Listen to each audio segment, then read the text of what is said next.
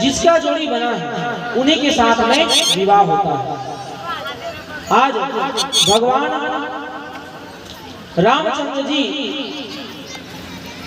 पुष्प वाटिका पहुंचे लक्ष्मण के साथ और माता सीता पुष्प वाटिका पहुंची अपने सखियों के साथ। जहां एक मंदिर था मां भवानी का, उस मंदिर में वो रोज पूजा करती थी और पुष्प तोड़कर लाया करती थी। जब पूजा करने लगी उसी समय भगवान श्री रामचंद्र जी और उनका है ना क्या हो गया, आमना सामना हुआ। और जब दोनों का आमना सामना हुआ है तो वहां पर क्या बोले, देख कर राम जी को जनक नंदनी, हाँ जनक नंदनी, बाग में सब खड़ी रह गई, खड़ी रह गई। देख कर राम जी को जनक नंदनी, हाँ जनक नंदनी, बाग में सब खड़ी रह गई, खड़ी रह गई। राम लेके सिया को, सिया राम को, सिया राम को, चारों प्रिया लड़ी रह गई, लड़ी रह गई। आज भगवान श्री रामचंद्र जी फूल तोड़ने के लिए जब पहुंचे, गुरुदेव ने भेजा कि जाओ चलिए फूल तोड़ कर लाओ। तब वो फूल के वाटिका में पहुंचे और पहुंचकर फूल तोड़ने लगे तो माता सीता को उसकी सखियों ने जाकर बताया कि देखो देखो माँ, कितना सुंदर पुरुष आया है जिनका रूप जो है आपके लिए ही बना। माता सीता आई और दोनों का नयन जो है एक दूसरे से लड़ने लगा और दोनों से डर करके दोनों का आंख जो है इधर से उधर नहीं हो रहा और दोनों एक दूसरे को देखकर प्रेम का जो बहाव है उसको दिखा रहे हैं। लक्ष्मण जी देख रहे हैं भगवान राम को, उनकी सखियां देख रहे हैं सीता को, सब एक जगह स्थिर हो गए और क्या बोले, एक बोली सखी जानकी लिए, एक बोली सखी जानकी रच दिया है विधाता ने जोड़ी सुंदर, रच दिया है विधाता ने जोड़ी सुंदर। बंधन से कैसे तोड़ेंगे कोमल कुंवर, हाँ कोमल कुंवर, दिल में शंका बड़ी बड़ी रह गई, बड़ी रह गई। देख कर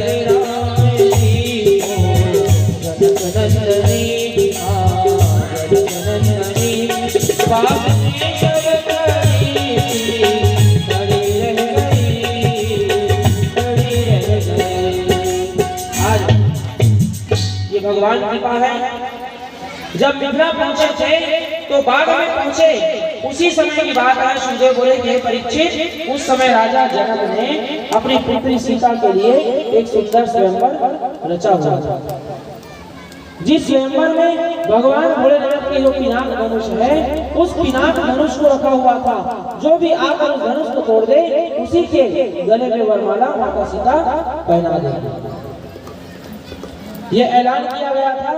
तो आज जिस घड़ी को माता सीता ने देखा है ना, अपने लिए जोड़ी को देखा भगवान राम के स्वरूप को, उनमें डूब गई और भगवान श्री रामचंद्र जी माता सीता में डूब गए। तो आज लक्ष्मण जी हिला रहे हैं राम को, सखी हिला रहे हैं माता सीता को, तो ये तो हिल ही नहीं रहे क्योंकि दोनों एक दूसरे के प्रेम में डूब चुके हैं। तो आज यज्ञ रचा और उस यज्ञ में भगवान भोलेनाथ के द्वारा जो शिव धनुष था, सब राजा महाराजा सभी ने प्रयास किया लेकिन उस धनुष को नहीं तोड़ पाए। लेकिन अंतिम में भगवान श्री रामचंद्र जी आए और आकर के उस धनुष को प्रणाम किया और प्रणाम करके प्रत्यंचा को चढ़ाया, चाप को चढ़ाया और तुरंत ही तोड़ डाला। गुरु भक्त भगवान की जय। जब धनुष को तोड़े तो तुरंत ही माता सीता आई और आकर के उनके गले में वरमाला डाल दिया। गुरु भक्त भगवान की जय। और इस प्रकार से सीता का विवाह राम से हुआ। लेकिन यहाँ पर बताया गया जब धनुष टूटा तो परशुराम को जब पता चला तो वहां पर क्रोध होकर आए। क्रोध के अवतार है परशुराम, बलराम जी बल के धाम भी है और क्रोध के अवतार भी, क्रोध बहुत करते हैं। जब परशुराम महाराज वहां पर पहुंचे तो बोले कि धनुष को तोड़ने वाला कौन है? इस धनुष को तोड़ने वाले कोई ऐसा नहीं हो सकता, वो ऐसा वैसा पुरुष नहीं है, सामर्थ्यवान स्वयं भगवान राम के अवतार होंगे, वही बोलेंगे इस धनुष को तोड़ने वाला कौन है, ऐसा वैसा व्यक्ति वो कौन है करके जब चिल्लाने लगे तो वहां पर सब शांत हो गए। महाराज परशुराम के कोप को देखकर सबने हाथ जोड़ लिया। लेकिन धनुष को तोड़ने के बाद महाराज लक्ष्मण जी उनके सामने आने लगे। जब सामने आने लगे बोले कि धनुष को मेरे भैया भगवान श्री रामचंद्र जी ने तोड़ा और आप इतना गुस्सा क्यों करते हो? आपको गुस्सा नहीं करना चाहिए, तो खुशी की बात है जो धनुष को मेरे राम ने तोड़ा। जब लक्ष्मण जी बीच बचाव करने के लिए आते थे, राम जी को बोलते थे, तो उस समय राम जी उनको हटा देते थे, लक्ष्मण को, है ना, हटा देते थे। क्यों? क्योंकि इसमें एक रहस्य और है कि राम परशुराम जो है उन्होंने जब शिक्षा प्राप्त की थी तो उनकी गुरु माता ने कहा था, गुरु माता से उन्होंने कहा था परशुराम ने कि मां महारानी गुरु देवी आपको से दक्षिणा मांगी, क्या चाहिए? गुरु दक्षिणा। तो उनकी गुरु माता ने कहा कि बेटा मुझे तो कुछ नहीं चाहिए दक्षिणा में, यदि तुम्हें देना है तो दक्षिणा में तुम मुझे शेषनाग के मणि को लाकर दो, है ना, यदि देना दक्षिणा तो शेषनाग के मणि को लाकर दोगे तब मैं उस दक्षिणा को स्वीकार करूंगी। तो शेषनाग के अवतार महाराज लक्ष्मण है। इस कारण जैसे ही उलझते थे सामने में तो भगवान परशुराम उनके मणि को छीनने के लिए अपने हाथ को बढ़ाते थे। ये लीला हुआ है भगवान का, ये बात परशुराम को पता है और भगवान श्री रामचंद्र जी को पता है, इसलिए लक्ष्मण जी को हटा देते थे। आज इस प्रकार से भगवान परशुराम जी को बताया गया कि ये स्वयं भगवान राम स्वयं नारायण के अवतार हैं, मैं आपका ही अंश हूँ। जब जैसा उन्होंने उनको दर्शन दिया मन से, उन्होंने अपने मन को जोड़ा और भगवान को बताया, तब परशुराम शांत हुए और शांत होकर के भगवान श्री रामचंद्र जी अयोध्या आए। और अयोध्या में वैसे विवाह के बारे में बता दूं कि किसके किसके साथ में भगवान श्री रामचंद्र जी का विवाह माता सीता के साथ हुआ और भरत की मांडवी हुई, लक्ष्मण का उर्मिला हुआ और शत्रुघ्न का विवाह सुकीर्ति से हुआ। तो इस प्रकार चारों भाइयों का विवाह हो गया और विवाह के बाद भगवान रामचंद्र जी अयोध्या पहुंचे। माता सीता को लेकर बहुत ही जोर शोर से स्वागत किया गया। स्वागत सम्मान करके कैकेयी माता ने सुंदर उनको बहुत ही सुंदर कनक भवन दिया और राज्य अभिषेक की तैयारी होने लगी कि मेरे राम को मैं राजा बनाऊंगा। राजा दशरथ अपने मन में सबसे संजो लिए और सबसे संजो करके राज्य अभिषेक की तैयारी करने लगे। जब राज्य अभिषेक की तैयारी करने लगी तो यहाँ भड़काने वाली है ना, सबके मन में मंत्रा बसा हुआ है, भड़काने वाली मंत्रा आ गई और माता कैकेयी को भड़का दिया कि तुम राजा दशरथ को, राजा राम को राजा के रूप में नहीं देखते, क्योंकि तुम्हारा पुत्र जो है भरत उसको ही तुम राजा माना। जितना प्रेम माता कौशल्या भगवान राम को नहीं करते थे, उससे भी ज्यादा कहीं बढ़कर कैकेयी माता जो है भगवान राम से प्रेम करते थे। उसके मन में सही चीज बसा था, लेकिन दिग्भ्रमित करने के लिए मंत्रा ने चाल खेली। जब देव असुर संग्राम हो रहा था महाराज, तो देव असुर संग्राम में माता कैकेयी भी चली गई राजा दशरथ के साथ और कैकेयी दशरथ के साथ जाकर देव असुर संग्राम में लड़ने लगे।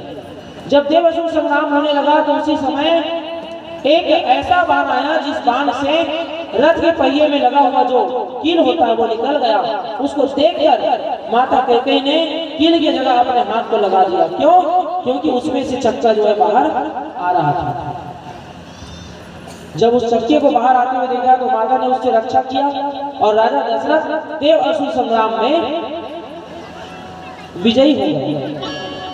जब देव असुर संग्राम में सबको परास्त कर दिया राजा दशरथ जब मुड़कर देखते हैं तो क्या देखा कि माता कैकेयी का उनका हाथ जो है खून से लथपथ हो चुका है, क्योंकि उन्होंने अपने उंगली के द्वारा रथ के चक्के को बाहर निकलने से बचाया है। तो इस बात को देखकर महाराज ने कहा कि हे देवी, आपको क्या चाहिए वरदान में, मुझसे मांग लो।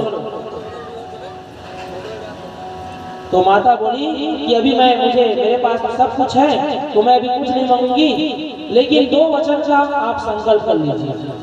मैं 2 वचन आपसे कभी भी मांगूंगी तो आपको मुझे देना होगा, 2 वरदान।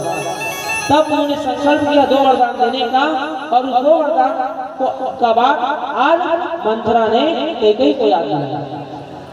राज्य अभिषेक की तैयारी हो रहा इधर, और इस तरफ राम को राजा बनने से हटाने की तैयारी हो रही है।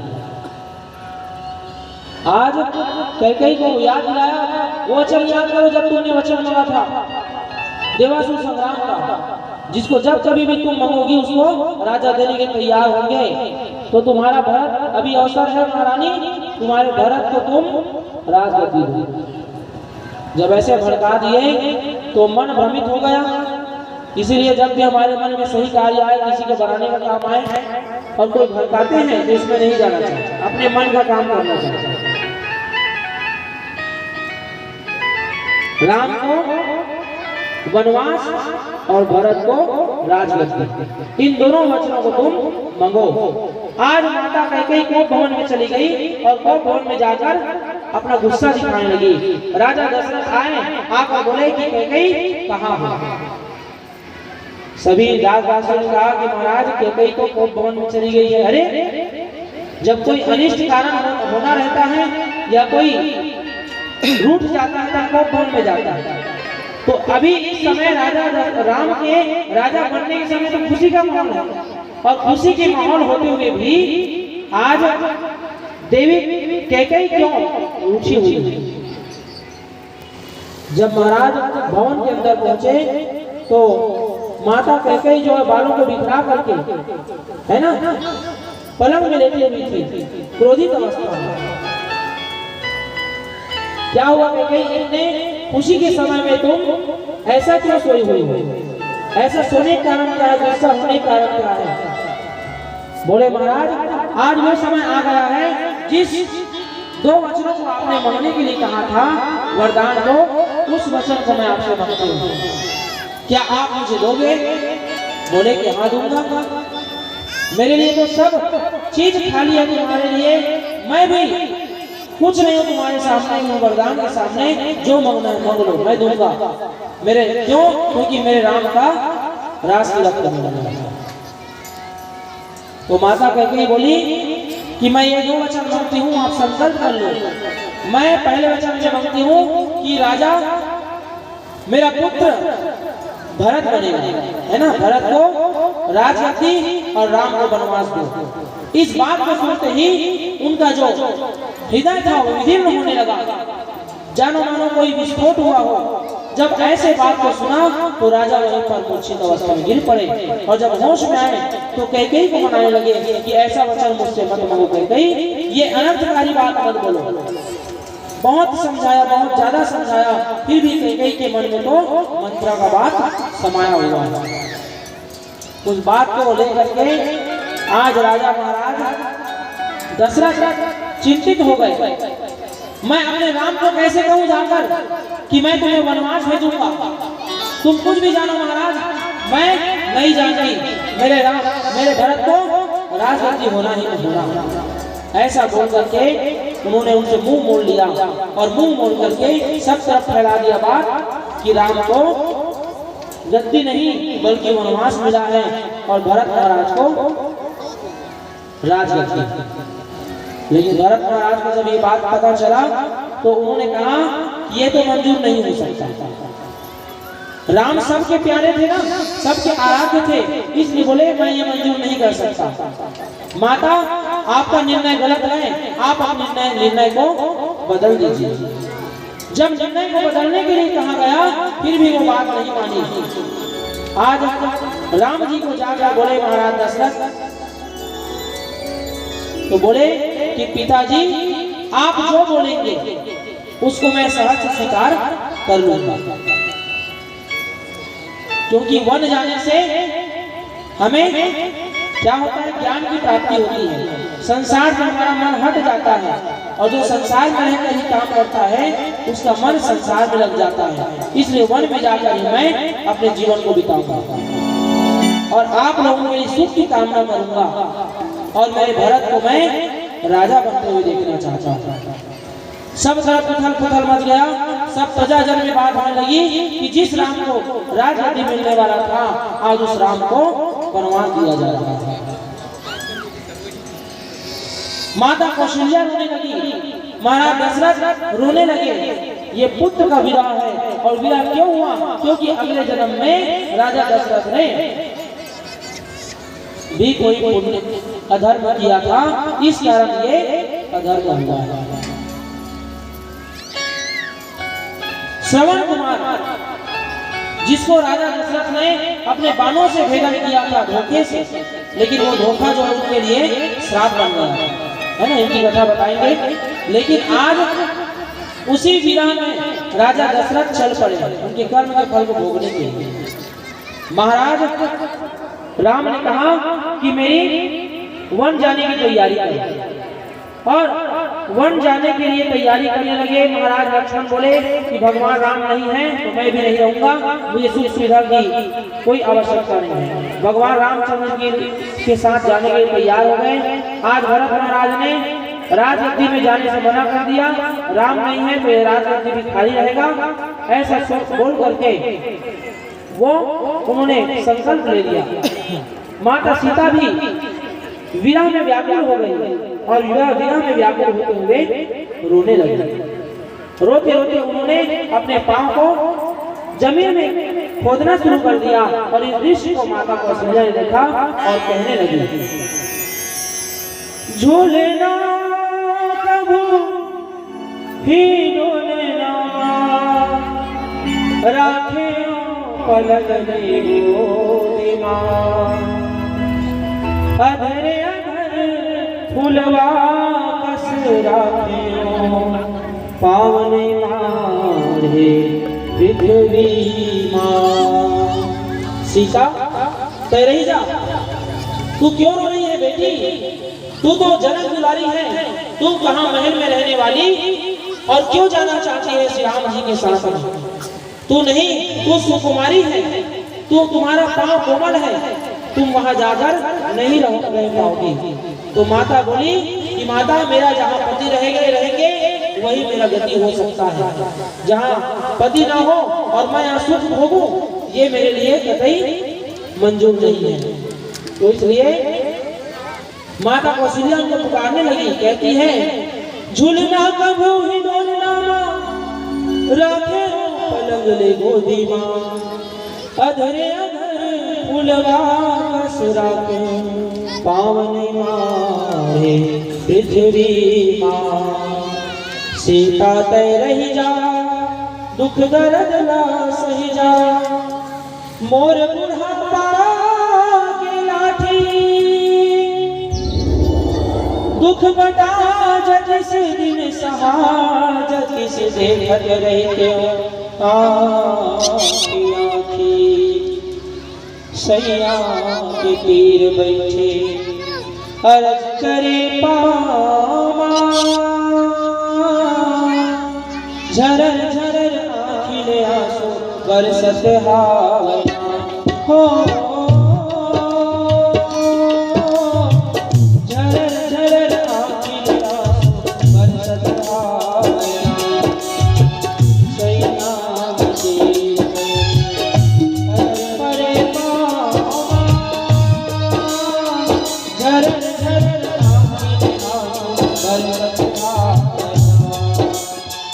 जैसे जन्म जन्म पर छूट गए संगारी, काली रत्न छकरी जैसा कलकत्ता।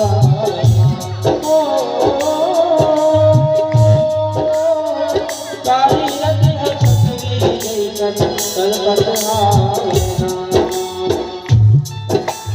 माता आज्ञा करने लगी, माता जहाँ मेरे पति जाएंगे वहीं मैं जाऊंगी, मेरा प्राण आत्मा नहीं। आज ये महल, ये खजाना मेरे किसी का काम का नहीं है। जहाँ मेरे पति रहेंगे वहीं मैं रहूंगी। और कहें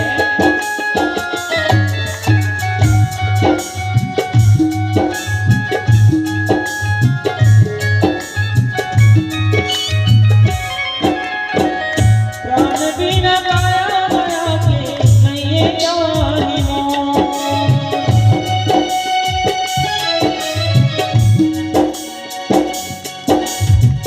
प्राण बिना माया माया के नहीं जानी मोह।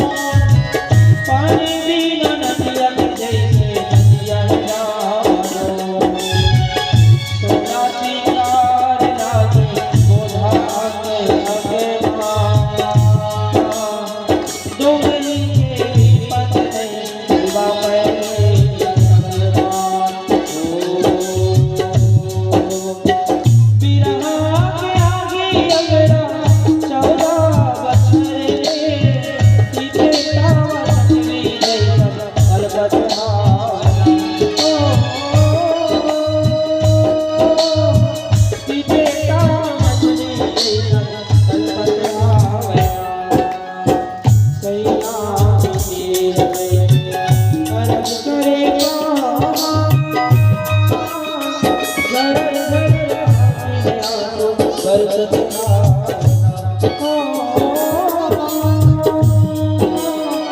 जड़ जड़ आँखें आंसू बरसत आवेना। माता सीता विरह की अग्नि में जल रही थी। माता कौशल्या के बार बार समझाने के बाद नहीं मानी, इसलिए माता सीता व भगवान राम और लक्ष्मण तीनों वनवास के लिए निकल गए। आज भगवान वन में गए लेकिन बन गए। जो वन में जाता है वो बन जाता है, लेकिन जो गृहस्थ में रहते रहते वनवास की तरह अपने जीवन को काट ले, उसको बन जाने की आवश्यकता नहीं है। भगवान राम मर्यादा के अवतार है और मर्यादा को देने के लिए ही इनकी उत्पत्ति हुई। उसके बाद भगवान वनवास चले गए। भरत महाराज ने भगवान के खड़ाऊ को रख लिया अपने चरणों में, अपने सिर में, और चरण पादुका को अपने सिर में रख करके क्या किया, गद्दी में रख दिया कि जब तक मेरे राम नहीं आएंगे तब तक मैं राजगद्दी में नहीं बैठूंगा। और इस राजगद्दी का अधिकारी तो मेरे भगवान राम ही हैं कह करके वो प्रतीक्षा करेंगे। और कुछ समय में पिता महाराज के मन को पसंद आया। उसके बाद श्रीपेट में विश्राम किए, चित्रकूट प्रस्थान किए। चित्रकूट में भरत से मिले। उसके बाद सती अनुसुईया ने सीता को गहना दिया, उनका स्वागत सम्मान किया। सुदीक्षण अगस्त उनका दर्शन किए। पंचवटी में शूर्पणखा का नाक छेदन किए जिससे नासिक बना। उसके बाद प्रदूषण वक्त मारीच को मारा गया, सीता हरण हुआ, जटायु मरे, सबरी से मिले, हनुमान द्वारा परीक्षा लेना समुद्र का, और राम और सुग्रीव की मित्रता हुई, और बाली का वध हुआ, सुग्रीव का राज तिलक करवाया। उसके बाद 4 महीना भगवान ने व्यतीत किए। सीता हरण हुआ। उसके बाद भगवान शिव जी ने रामेश्वर की स्थापना की, और रामेश्वर भगवान भोलेनाथ का पूजा करने के बाद लंका पर चढ़ाई किया और रावण को मार करके माता सीता को वापस लाया। और वापस ला करके फिर यहाँ पर बताया गया कि विभीषण जी है ना, धर्म के अवतार हुए, भगवान राम के भक्त हुए। विभीषण जी जब लंका में भगवान हनुमान जी गए तो राम राम का ध्वनि सुना, और राम के ध्वनि सुनकर के पता लगाए कि ऐसे अधर्मी के घर में भगवान राम का नाम कौन उच्चारण कर रहा है। तो जाकर विभीषण जी से मिले, देखा ये तो भगवान राम के भक्त हैं। कौन? विभीषण महाराज, राम रावण के भाई। तो उनका सम्मान किए, उनसे मिल करके फिर अशोक वाटिका को उजाड़ दिए, माता सीता से मिले, अक्षय कुमार को मारा, मेघनाथ ने ब्रह्मास्त्र आया, बंद गए। पूंछ में आग लगाया, लंका को जला डाला, वापस राम के पास आ गए और विभीषण स्वयं अपने रावण को त्याग करके, भाई को त्याग करके, बहुत समझा करके वापस आ गए, राम का चरण लिया, क्योंकि जो चाहता है अपना कल्याण उसको अधर्म को छोड़ देना चाहता है। इसलिए विभीषण महाराज राम के चरण में आ गए और राम के चरण में रह करके उन्होंने रावण का वध करवाया और रावण का वध करवा करके इस प्रकार से फिर राम पूरे लंका कांड को निभा करके वापस आए और वापस आ करके भगवान श्री रामचंद्र जी को राजगद्दी दिया गया। लेकिन सुखदेव महाराज कहें कि भगवान श्री रामचंद्र जी जब आए गए तो उनके विरह में राजा दशरथ की मृत्यु हो गई। तो इसकी कथा बताइए। बोले कि महाराज श्रवण है ना, अपने माता पिता को कांवर में लेकर यात्रा कराने के लिए तीर्थ में ले गए थे। तो एक दिन प्यास लगा उनके माता पिता को, तो पानी लाने के लिए श्रवण महाराज सरोवर में गए और सरोवर में जब पानी लाने के लिए गए तो शब्द भेदी बाण, महाराज राजा दशरथ को शब्द को सुनकर जब बाण चलाते हैं तो उनका जो निशाना है अचूक होता है, जाकर निशाने में लगता है। तो उनको कुछ शब्द सुनाई दिया है ना, मटके को जब पानी में डूबते हैं तो आवाज आता है। उसी प्रकार जब आवाज आने लगा मटके का तो महाराज बोले राजा दशरथ कि लगता है कि हिरण जो है पानी पीने के लिए आया। तो उन्होंने शब्द भेदी बाण का प्रयोग किया और शब्द भेदी बाण से हिरण को नहीं मरा, लेकिन महाराज श्रवण की मृत्यु हो गई। और जब महाराज श्रवण की मृत्यु हो गई तो महाराज बहुत व्याकुल हो गए कि ये क्या हो गया, मुझसे बहुत बड़ा अपराध हो गया। एक निरपराध बालक को मैंने मार डाला। पानी भरने के लिए आया था, जब वो मूर्छित अवस्था हुआ था, जब उसके शरीर में बाण का जहर फैलने लगा तो श्रवण महाराज बोले कि महाराज आप कृपा करिए, मेरे माता पिता प्यास से व्याकुल हो उठे हैं, आप कृपा करके मेरे माता पिता को ये पानी ले जा करके पिला लीजिए। ऐसा बोले और वहीं पर उसकी मृत्यु हो गई। और जैसे ही राजा दशरथ महाराज उनके पिता के पास पहुंचे तो कुछ शब्द नहीं निकल रहा था। जब कुछ शब्द नहीं निकल रहा था तो महाराज श्रवण के पिता ने कहा कि बेटा पानी लाए दो, मुझे पानी पीना है, प्यास लग रहा है। तो उनके शब्द को ना सुनकर हाथों को ऐसे छूने लगे, है ना, क्यों? क्योंकि वो अंधे थे। जब हाथों को छूने लगे तो हाथों में उनका मणि, रत्न, चूड़ी, है ना, राजवेश, इनको छू करके कहे कि तुम मेरे पुत्र नहीं हो सकते। बोले कि महाराज हाँ मैं आपका पुत्र नहीं हूँ। तो मेरा पुत्र कहाँ है? बोले कि महाराज मुझसे बहुत बड़ी गलती हो गई है, मैंने हिरण है समझ करके शब्द भेदी बाण चलाया जिससे आपका बेटा जो है मर गया है। महाराज ने उस पानी के घड़े को वहीं छोड़ दिया, वहीं पटक दिया और पटक करके राजा दशरथ को श्राप दिया कि राजा दशरथ मैं तुम्हें श्राप देता हूँ कि जिस प्रकार मैं पुत्र के वियोग में तड़प रहा हूँ उसी प्रकार तुम भी पुत्र के वियोग में तड़पते हुए एक दिन मारे जाओगे। तो उसी इन्हीं का श्राप मिला और उसी श्राप के द्वारा राजा दशरथ जो है यहाँ पुत्र विरह में तड़पे और तड़प कर उनकी मृत्यु हो गई। मतलब जो भी हम कर्म किए रहते हैं उसका फल हमें एक न एक दिन जा जाके प्राप्त होता है। अभी तो हम बच जाते हैं कि हमने ये कर दिया, कोई देखने वाला नहीं है, देखने वाला परमपिता परमात्मा है। कोई भी चाहे अधर्म करे, चाहे पाप करे, चाहे पुण्य करे, उसका फल हमें एक न एक दिन प्राप्त होता है, जिस प्रकार सबको होता जा रहा है। तो आज राजा राम जी का आगमन हुआ और राम जी का आगमन हुआ है तो सब नगरवासी दीपक जलाए हुए हैं। उसी दिन से दिवाली मनाना प्रारंभ कर दिए और राजगद्दी में बैठाया गया और सुख से सभी सुख पूर्वक राज करने लगे। बोलो लखन सिया रामचंद्र की जय। और हाथ जोड़ लीजिए, भगवान श्री रामचंद्र का ध्यान कीजिए। हरि ओम। आगम राम तपोवनादिगमनम् अथवा विगतकांचनम् वैदेही हरणं जटायुमरणं सुग्रीव संभाषणं बाली वीरानं समुद्रतरणं लङ्कापुरीदानं पंचात् रावण कुंभकर्ण एक श्लोकी रामायणम। बोलो लखन श्री रामचंद्र की जय। श्री रामचंद्र की कथा को प्रणाम करते हैं। अब हम